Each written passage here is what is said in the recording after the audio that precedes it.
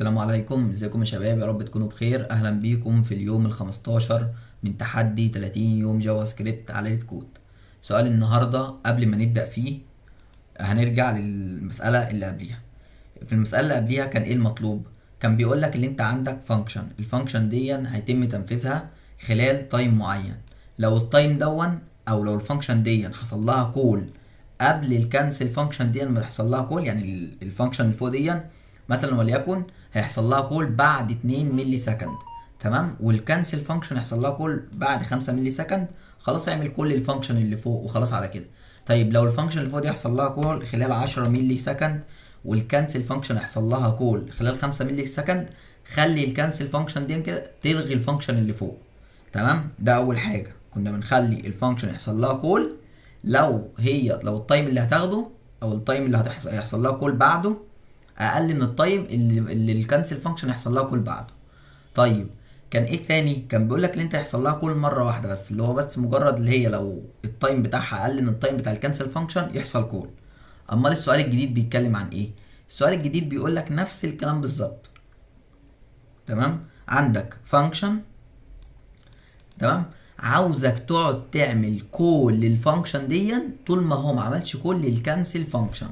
بمعنى انا وليكن عندي فانكشن، تمام، معينه ايا يكن الفانكشن دي ايه، تمام، هيحصل لها كول بعد 2 ملي سكند، او بقى عشان نكون دقيقين اكتر في المساله، عايزك يحصل لها كول عند الصفر ملي سكند، تمام، بعد كده يحصل لها كول بعد التايم دوت، تمام.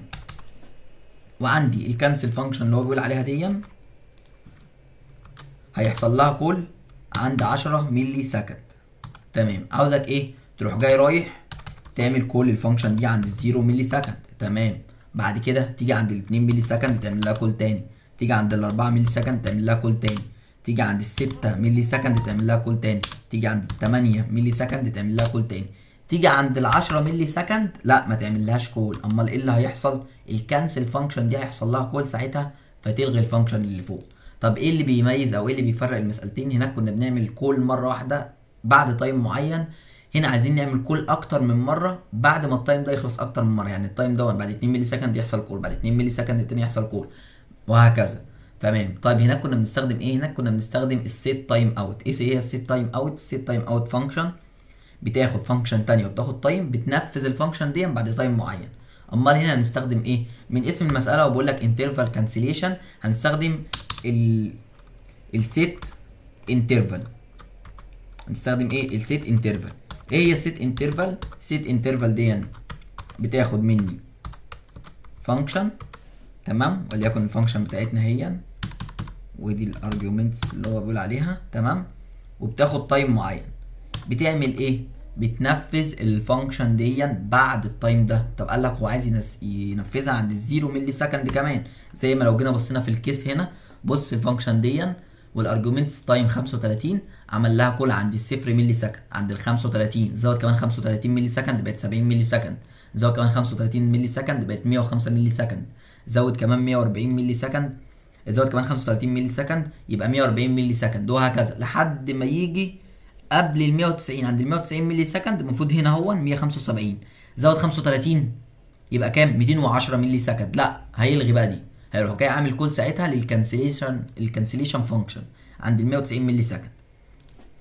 طب انا دي هتشتغل سيت انترفال دي ايه؟ هتقعد بعد مثلا لو افترضنا الفانكشن دي بيحصل لها كول بعد 2 ملي سكند، فهتقعد كل بعد 2 ملي سكند يحصل لها كول. طب انا عايز يحصل كول عند الزيرو ملي سكند، يبقى انا محتاج اجي ايه؟ محتاج هنا اجي اول ما الفانكشن الكبيره دي يحصل لها كول اروح جاي عامل كول للفانكشن اللي هو مديها لي اول مره، يبقى كده هنا ده كده هيحصل لها كول عند الزيرو ملي سكند، تمام، او ايا كان عند التايم يعني اللي هو مديهولك، عند زيرو من التايم اللي هو مديهولك، تمام. طيب بعد كده محتاجين ايه؟ محتاج بقى اريتيرن نفس الطريقه اللي هناك، الكانسل فانكشن بتاعتي. طب وايه اللي يحصل في الكانسل فانكشن دي؟ بسم الله الرحمن الرحيم، نكتب هنا كده فانكشن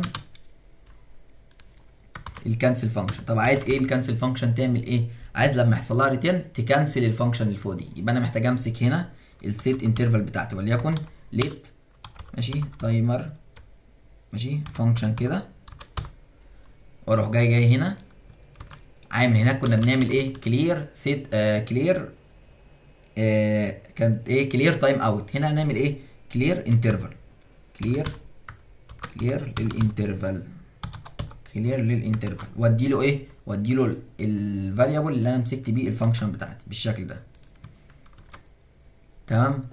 يبقى انا كده وليكن عندي فانكشن معينه، الفانكشن دي هيحصل لها كول، عايز يحصل لها كول عند 0 ملي سكند، وكل ثانيتين يحصل لها كول. تمام.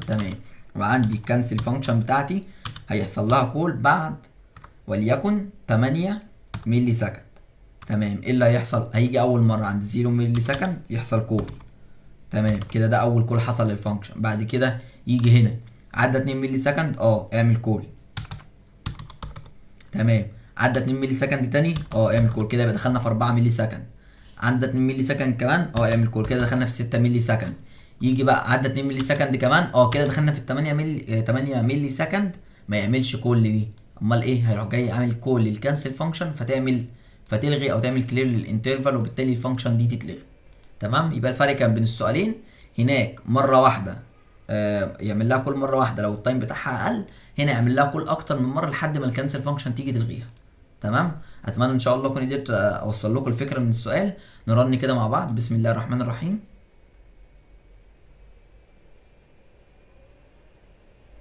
تمام. سبميت.